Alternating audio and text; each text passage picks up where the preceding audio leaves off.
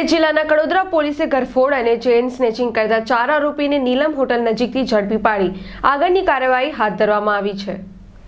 સુરત જિલ્લામાં ઘરફોડ અને ચેઇન સ્નેચિંગના ગુનામાં દિવસે દિવસ વ્યાપક વધારો થઈ રહ્યો છે, ત્યારે જિલ્લા પોલીસ પણ આવા આરોપીને ઝડપી પાડવા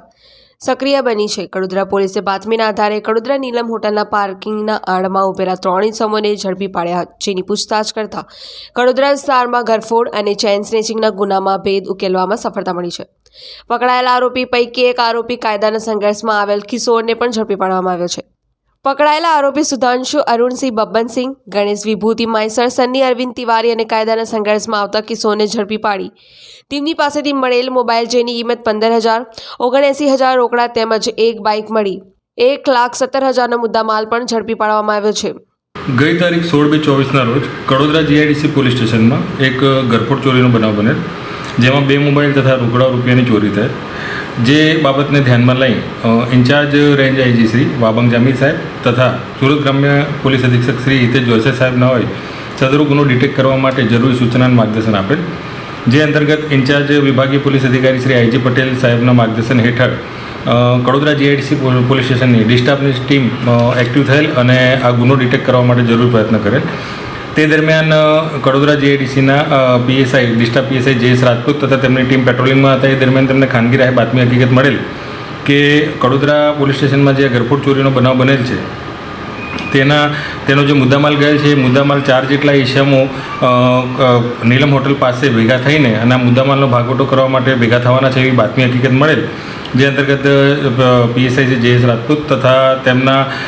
ડિસ્ટાફના માણસો સદરૂ જગ્યા ઉપર તાત્કાલિક પહોંચી જઈ ગુનાવાળી જગ્યાને કોર્ડન કરી અને આ 4 જેટલા ઈસમો જેમની બાતમી મળે તેમને પકડી પાડેલ। તેમની જોડેથી જે આ ઘરફોડનો ચોરીનો બનાવ બોલેલ તેમાં જે પૈસા ગયેલ તે પૈસા તથા અન્ય બીજા 8 મોબાઈલ રિકવર કરવામાં આવેલ, જેમાં વધુ તપાસ કરતાં જાણવા મળેલ કે આ જે ઘરફોડનો બનાવ છે તે અને એના ઉપરાંત બીજા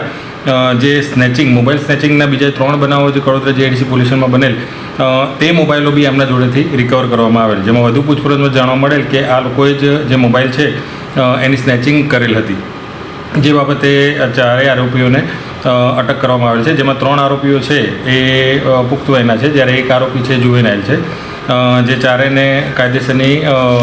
અટકાયતમાં લેવામાં આવેલ છે। આ આરોપીઓના નામ આપણે જણાવો તો સુધાંશુ ઉર્ફે લકી અરુણભાઈ બબનસિંહ, જે રાધેકૃષ્ણ પેલેસ રૂમ નંબર 407 કડોદરામાં રહે છે, ગણેશ ઉર્ફે ગનિયા વિભૂતિ માયાધર, જે Shrinivas green city plot number 97માં રહે છે, અને સનુ ઉર્ફે એકો અરવિંદ તિવારી, જે ચલથાણ તાલુકો પલસાણા ખાતે રહે છે અને કાયદામાં સંઘર્ષમાં આવેલો એક બીજો કિશોર છે। આ 4 આરોપીઓ પાસેથી ટોટલ 15,000 રૂપિયા રોકડા અને 8 નંગ મોબાઈલ કિંમત 72,999 તથા એક જે આ સ્નેચિંગ કરવા માટે બાઇક ઉપયોગ કરતા હતા તે બાઇક કબજે કરવામાં આવી છે અને આગળની જે પ્રોસિજર છે જે કાયદાકીય તપાસ છે એ ચાલુ છે। Bureau report, Jansakshi news, Bardoli.